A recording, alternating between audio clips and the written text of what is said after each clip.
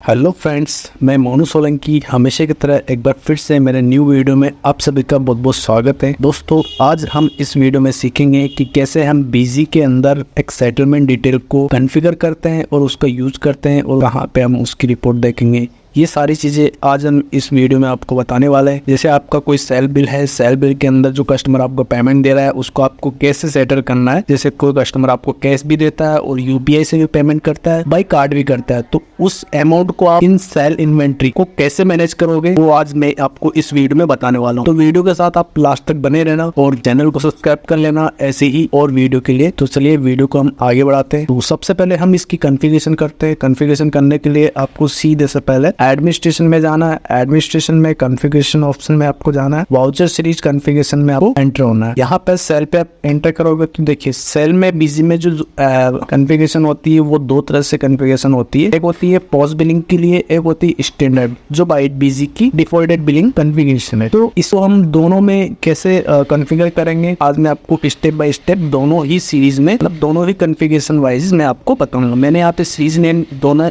पे इसीलिए दिए हुए ताकि मैं आपको डिफाइन कर पाऊँ अलग अलग कि पॉज में ऐसा होता है और स्टैंडर्ड वाली में ऐसे होती है। तो मैं यहाँ पे सबसे पहले आपको स्टैंडर्ड में आपको मैं समझा देता हूँ कैसे कॉन्फ़िगर करते हैं, फिर हम पॉज पे चलेंगे कि पॉज में कैसे अपन सेटलमेंट डिटेल को इनेबल करते हैं और कॉन्फ़िगर करके उसको यूज करते हैं। सबसे पहले मैं स्टैंडर्ड वाली में आपको बताता हूँ। यहाँ पे स्टैंडर्ड पे आपको सिलेक्ट कर लेना है जो भी आपकी स्टैंडर्ड सीरीज है। ये आपकी जो यह सीरीज है, सीरीज नेम आपका कुछ भी आ सकता है, ABC कुछ भी आपका XYZ जो भी सीरीज नेम है वो आपको यहाँ पे सिलेक्ट कर लेनी है। वाउचर सीरीज कॉन्फ़िगरेशन का ऑप्शन है, यहाँ पे आपको इस पे क्लिक करना है तो ये इस तरह का आपके सामने इंटरफेस आ जाएगा। आपको इसमें जाना है यहाँ पे इनेबल सेटलमेंट डिटेल्स, तो इस ऑप्शन को आपको यस कर देना है। यस करने के बाद इसके सामने कॉन्फ़िगर करके एक बटन आ जाएगा, आपको इस पे क्लिक करना है। जैसे ही आप इस बटन पे क्लिक करेंगे, क्लिक करते ही आपके सामने एक विंडो अपेयर होगी। इसमें आपको सारी जितनी भी सेटलमेंट डिटेल्स होती है वो सारे आपको यहाँ पे ऑप्शन मिल जाएंगे। सेटलमेंट मोड जितने भी होते हैं यहाँ पे सबसे पहले आपको जैसे कैश का ऑप्शन दिया हुआ होता है,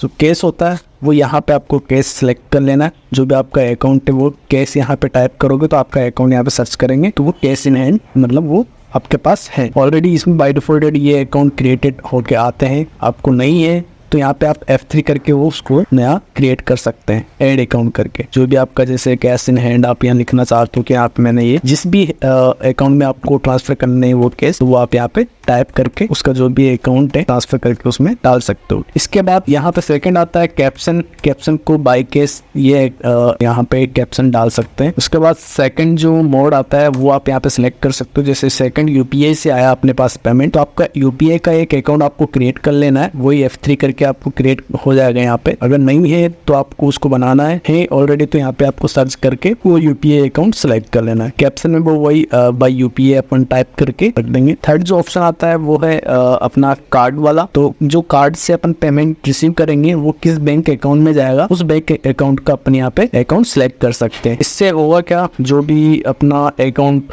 कार्ड से जो भी पेमेंट आता है वो इस वाले अकाउंट में ट्रांसफर हो जाएगा बाय ऑटोमेटिकली, बिना कोई एंट्री करे डायरेक्ट सेटल हो जाएगा। ओके, उसके बाद आपको स्पेसिफाई डिफॉल्ट सेटलमेंट मोड को फर्स्ट सेटलमेंट करना है। इसमें यहाँ पे आपको दो ऑप्शन दिए होते हैं, एक ऑटोमेटिक आता है, एक सेटलमेंट करके आता है फर्स्ट सेटलमेंट। तो आपको यहाँ पे फर्स्ट सेटलमेंट को सिलेक्ट कर लेना है। इससे होगा क्या, जब भी यदि आपने केस सेलेक्ट करके भी केस वाली एंट्री भी अपन कर रहे हैं वहाँ पे तो भी आपको इसमें वो सेटलमेंट मोड वाला ऑप्शन दिखेगा। अदरवाइज अगर अपन ऑटोमेटिक कर देंगे तो वो बाय डिफॉल्ट ऑटोमेटिकली केस में ही सेटल कर देगा पूरा अमाउंट। इसलिए आपको इसको यहाँ पे ध्यान रखना है, फर्स्ट सेटलमेंट ही आपको सेलेक्ट करना है। सेकंड ऑप्शन जो है इसको आपको यस कर लेना है, बाकी सारे ऑप्शंस को आपको नो रखना है। देन ओके करेंगे, ओके करके सेव कर देंगे। ठीक है, तो ये अपना सेटलमेंट डिटेल इनेबल हो चुका है। ये हो गई अपनी स्टैंडर्ड कॉन्फ़िगरेशन के अंदर। सेकंड आता है पॉज ऑप्शन में। पॉज ऑप्शन में भी सेम ऐसे ही जाना है। तो पॉज जो भी आपकी पॉज सीरीज है वो आपको सेलेक्ट कर लेनी है। उसके बाद वाउचर सीरीज कॉन्फ़िगरेशन में जाना है। इसमें देखिए यहाँ पे एक लास्ट में एक ऑप्शन दिया हुआ होता है enable advance POS data entry. ये यस हो रहा होता है, इसका मतलब कि आपकी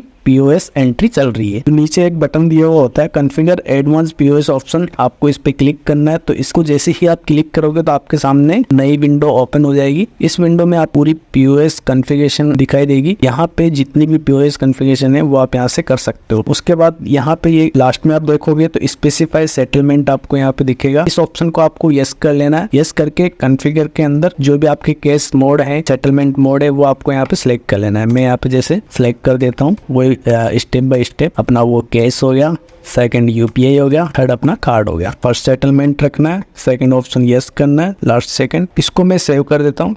यहाँ से भी आपको इस कॉन्फ़िगरेशन को सेव कर देना है। सेव करने के बाद अपन बैक आते हैं, सेल में जाते हैं, ऐड करते हैं। तो यहाँ पे देखिए अपने को दोनों वाउचर सीरीज का ऑप्शन दे रखा है। स्टैंडर्ड में जाना है तो स्टैंडर्ड, पीओएस में जाना है तो पीओएस। जैसे मैं स्टैंडर्ड वाले का पहले मैंने किया था तो उसका मैं यहाँ पे बता देता हूँ। तो यहाँ पे मैंने स्टैंडर्ड सीरीज सेलेक्ट करी है। मैं टैक्स इंक्लूडिंग लोकल वाली जो है वो सिलेक्ट करता हूँ। पार्टी में मैं यहाँ पे ले लेता हूँ, जैसे कैश में सेल आउट करूंगा पहले आईफोन 15 प्रो एक पीस में यहाँ पे सेल आउट कर रहा हूँ। तो मेरे को यहाँ पे क्वांटिटी डाल देनी है। जैसे मैं यहाँ पे F2 करूंगा तो ये देखिए यहाँ पे आपको अमाउंट सेटलमेंट डिटेल आपको ओपन हो जाएगी। यही डिटेल जो होती है इसी के थ्रू हम डायरेक्टली जो अपना अमाउंट है वो डिफाइन कर पाएंगे यहाँ पे कि अपने पास जो अमाउंट रिसीव हुआ है वो यूपीआई में हुआ है, कार्ड में हुआ है या कैश में हुआ है। मान लीजिए जैसे कोई कस्टमर अब 20,000 अपने को वो कैश दे देता है, बाकी के बोलता है मैं यूपीआई करूंगा, तो यूपीआई में जो बाकी 1,30,000 है वो बाकी के यूपीआई में चले गए। मैं मान लेता हूँ यहाँ पे यूपीआई में मैं ओनली 30,000, बाकी के वो कार्ड से करता है तो 1 लाख वो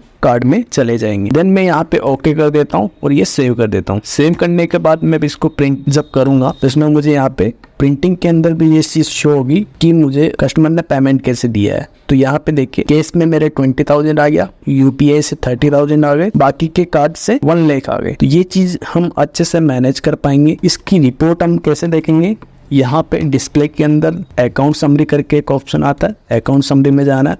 सेटलमेंट डिटेल्स करके एक ऑप्शन है, इसमें जाना है। सीरीज वाइज आपको देखना है और सेटलमेंट मोड। जिस डेट अपने को ओनली अभी स्टैंडर्ड में देखना है तो स्टैंडर्ड वाली सीरीज मैंने यहाँ पे सिलेक्ट कर लिया। कब से कब तक की देखनी है, एंट्री डेट आप डाल देना। उसके बाद यहाँ पे आपको ये शो हो जाएगा। केस में मेरे 20,000 आए थे, यूपीआई में मेरे 30,000 आए थे और कार्ड में मेरे 1 लाख आए थे। तो टोटल अपना 1,50,000 अपना टोटल अमाउंट हो गया। तो इस तरह से हम अपने जो भी कैश, यूपीआई और कार्ड का जो अमाउंट है उसको मैनेज कर सकते हैं सेटलमेंट मोड के थ्रू। तो इस तरह से ये आपके लिए काफी यूजफुल है। आप इसका यूज करिए यदि आप बिजी यूज कर रहे हैं। ठीक है दोस्तों, वीडियो पसंद आया तो लाइक करना, कमेंट करना और उन दोस्तों के साथ शेयर करना जिनको इसकी जरूरत हो। और ऐसे ही और इंटरेस्टिंग वीडियोस के लिए हमारे चैनल को सब्सक्राइब करिए। Thank you.